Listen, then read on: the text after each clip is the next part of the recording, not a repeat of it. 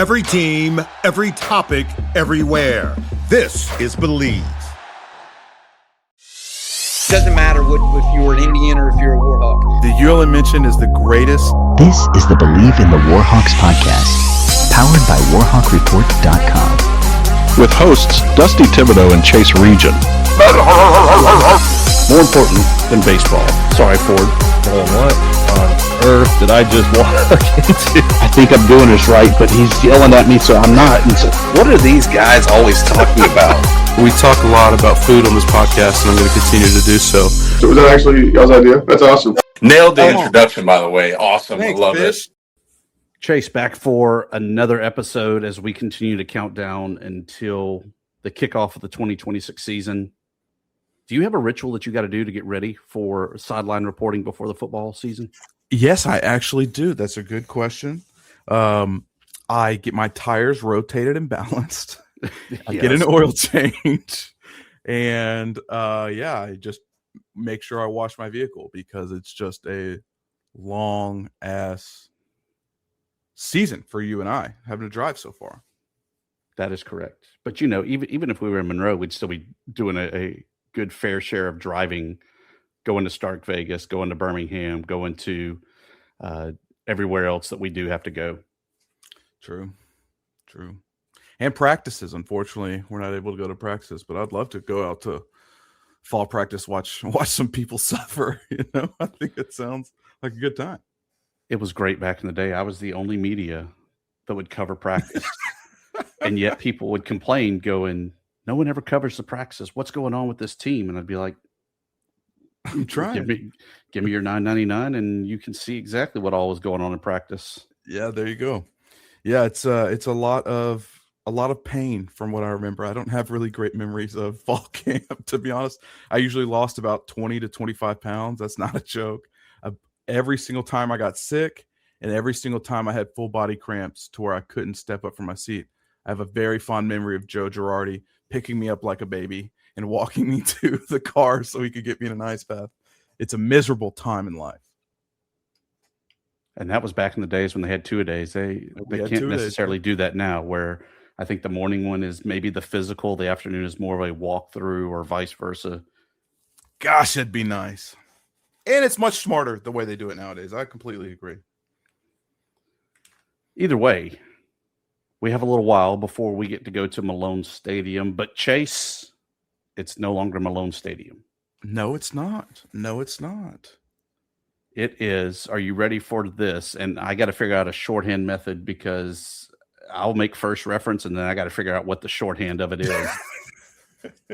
It is the FMOL Health Pipe St. Francis Medical Center Stadium. FMLO Pipe? No, FMOL Health Pipe. Health. The vertical pipe line to break it up. Okay. St. Francis. Okay, gotcha. Stadium. Got to just be St. Francis Stadium, right? Gosh, you're right. I got to figure out what to call it now too. Now, I will say this: the people in the great fandom Twitter group came up with the best acronym of, depending on how the season goes, it may just become FML Stadium. No, we did leave ourselves open to that. That's funny. I mean, look, when the stadium light was broken for Malone, remember it was Alone Stadium, and I think that was a really bad year where there was nobody in attendance. So why not just FML Stadium? Yeah, we need that little out, don't we? Always. In addition to that, though, it is no longer Fant Ewing Coliseum. It is instead B1 Bank Fant Coliseum. Interesting. I love I know some people will be upset about leaving the names off, and I get it. There's other ways to honor those people while attempting to get yourself out of the huge financial hole that we find ourselves in, and that every other college in America has done. So it's 40 years too late, in my opinion. And see, I showed my age because when I initially saw how it was actually laid out on the name, because we've been hinting at the name change coming. Mm-hmm. But I dated myself, Chase, when I said, "Who killed JR?" meaning J.R. Ewing, and no one got the reference. I don't get the reference either. It's an old Dallas reference, the TV show. Oh, didn't know there was a TV show named Dallas. Your sole goal every week is to make me feel like I'm like in my 90s, Chase. I think that is your sole goal. No, I'm just being honest. I'm not. There's no ill intention behind it. I doubt that. While we're talking, though, about what's going to be going on in B1 Bank Fant, affectionately called the BBF, right? Oh, man. Rough. So many things that could be said there, Chase. I'm glad we're a family show. Oh, rough. Men's basketball will open up with 2 straight home games, the first being against Central Michigan in the SBC MAC Challenge, and then everybody's favorite punching bag champion, Christian, before 4 straight road games. That to say Coach Cross is going to get paid, he better be getting paid, because those 4 straight road games at Texas A&M, at TCU, at Arizona State, at Grand Canyon. Oh, gosh. I'll come watch them when they come to TCU, but that's rough. That's rough. Yeah. But hopefully he's, again, making ourselves out of a financial hole. And it's not like he hasn't done something like that before, though, with ULM. Yeah, exactly. Not saying they've ever done anything with it, but that doesn't, hopefully just leave with no injuries. And not really that fatigued. The game I kind of have circled here early on, though, November 24th, Houston Christian comes to town looking for that revenge. I was at the game when they were down in Houston at HCU last year. Warhawks shot out of a gate and just really built a huge lead before running out of gas and just unable to compete really in about the last 14 minutes of that game. And Houston Christian able to come from behind to get the victory. I want to see us get that win this time around. Yeah, 100%. I agree. Because that was that was early enough where it was some really bad omens. You know what I mean? Like, we really didn't know what to think of that team yet. And then they lose that, and you're like, oh, we might not be very good. That is correct. Or not very deep, I should say. Right. True. Fair. We close out the 2026 calendar season hosting Georgia State in the BBF before heading to Lafayette on December 16th and rocking out for New Year's in Norfolk, Virginia against Old Dominion. Ugh. It's just basketball season. There's no part of that travel that sounds fun to me ever. Them or baseball, just how much they go. It just sucks. Especially when it's a lot of bus trips, just because you have just enough time to where it's not financially feasible to fly there, because then you're on the hook for meals and hotels and everything else. So you just bus. So if you look at it, the Warhawks play December 5th, which is a Saturday, against Georgia State. The following Saturday, December 12th, they're actually traveling to a neutral site game to play Ole Miss in South Haven, Mississippi. And then 4 days later, they're in Lafayette for the game against the Raging Cajuns. Yeah, I just still, I don't care if they're long or if they're short. Just the amount of time you have to do them sucks. On the women's side, their schedule's out as well. Just like the men open with 2 home games, they open on the road for 2 home, or they open on the road at the MAC Challenge, playing at Ohio, November 2nd. Then they have 4 straight home games, highlighted by Centenary, the Sugar Bears of Central Arkansas, Arkansas Pine Bluff, and Sam Houston. That Sam Houston game, when the Warhawks were there last year, it was ugly. And that was on both ends of the floor, where I want to say at one point they were combined, Chase, shooting like 24% from the floor. That's miserable. Were you there? I was there. You had to watch that live? Yes. And as their SID walked by and looked at me, goes, I bet you regret coming to this game, don't you? And I was like, no, I got to support Scotty Fletcher, but the product out there is, it was rough on both ends. Well, let's hope, I want to see how long Scotty can keep this model going. And if he can really make it work, I'm really excited for what he can do. The model of JUCO and short-term players and taking juniors and seniors and being old. Did some things for him last year. I'd love to see him take it further. No doubt. Another trip to Tuscaloosa to face Alabama right before Thanksgiving. And then that weekend, playing a little round robin Big Easy Classic in New Orleans, opponents TBD. Okay. They're going to get paid joining the SEC. They will play at Ole Miss, at Oklahoma, at Arkansas to get the really big paycheck. Do you think they really do get a big paycheck? How big do you think it is for women's basketball or men's basketball? Men, I had heard that there were some six-figure payments, like low six-figure, like 1 to 125, 150, somewhere around there. Okay. Women's probably anywhere from 50 to 80, 90. Okay. All right. Add to the budget. Yeah. You string enough of them together, it's pretty good income. As you see us stringing the entire SEC together for women's basketball. I always wondered what it would be like to play in the SEC, and now we get to see.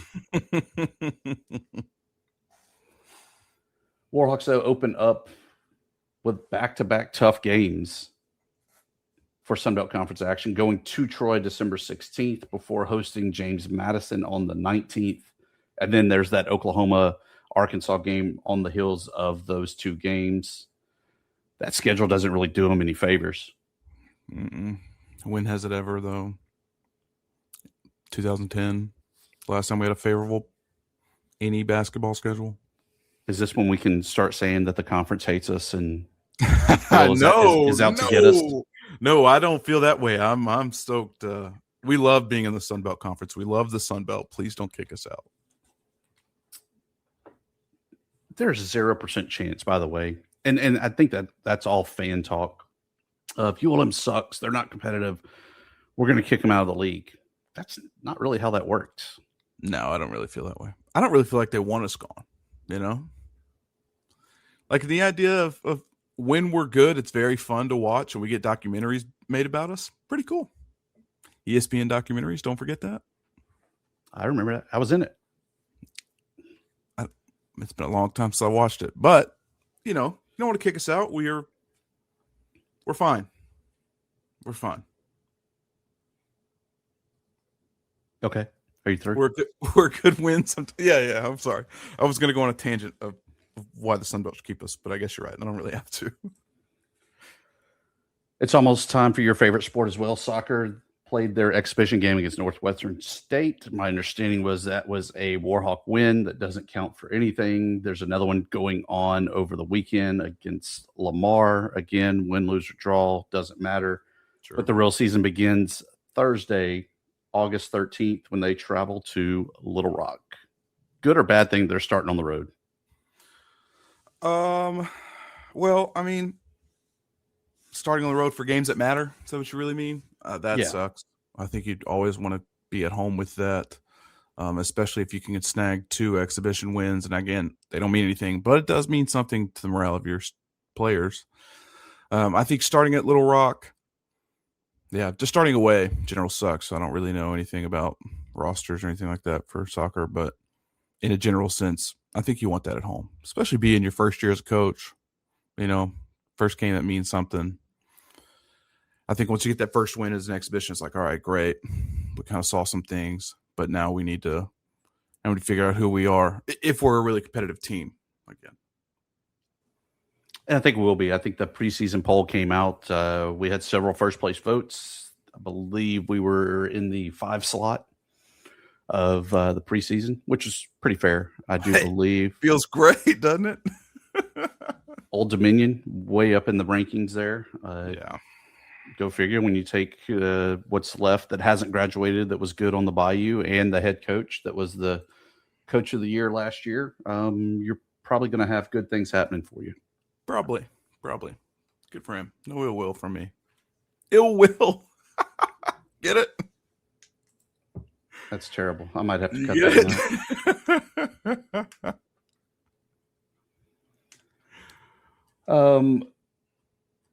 Chase, we are getting closer and closer. By the way, Old Dominion picked second behind James Madison, ULM with 3 first place votes. Nice. Awesome. It's a great, it's mad respect. We're getting closer to football season, and we've been breaking down the rosters on Warhawk Report, the different units.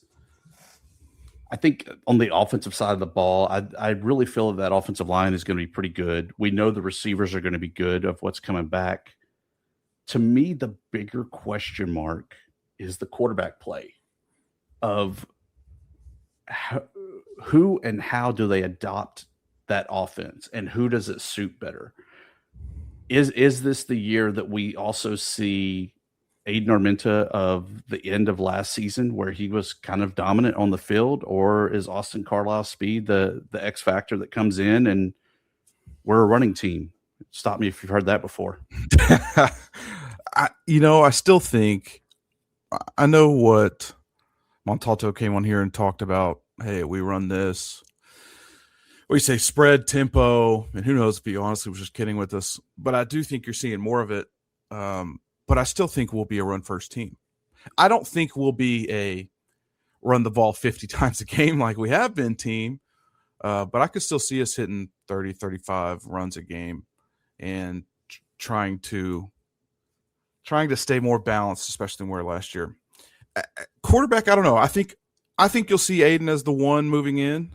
I've heard that Austin's very, very, very fast, and that's great no matter where you are on the field, right? Whether that be at quarterback, at the Hunter Herring position, the Taysom Hill. I don't know what they're going to use him as. I don't know if he came just play quarterback, won't do anything else. But I think you'll see Aiden start, and then I think a more balanced offense would be good for him. He was never able to get in rhythm passing the ball last 2 years. And I really think that we've seen him develop a lot. And this year he needs to make great, great strides, right? Your third year starting, you should definitely be a guy in this league if you're going to be 3 years starting in it. And I really do believe that a different type of offense would suit him really well. And I think the one we got is something that could do well because, man, he can really sling the ball when he gets into a rhythm. When he gets out of rhythm, he can really make some dumb-ass choices. But he really can be a good quarterback in this league. I believe it. It's crazy to me. There's 4 quarterbacks in the West that are returning from last year with ULM's Armenta, Baker at Louisiana Tech, Lunch Winfield at Louisiana Lafayette, Bishop Davenport at South Alabama, and Goose at Troy. Goose sucks. That's crazy, but it's crazy that there's that much talent returning at the quarterback position because I feel like in this day and age, everybody's a one and done. Yeah. Yeah.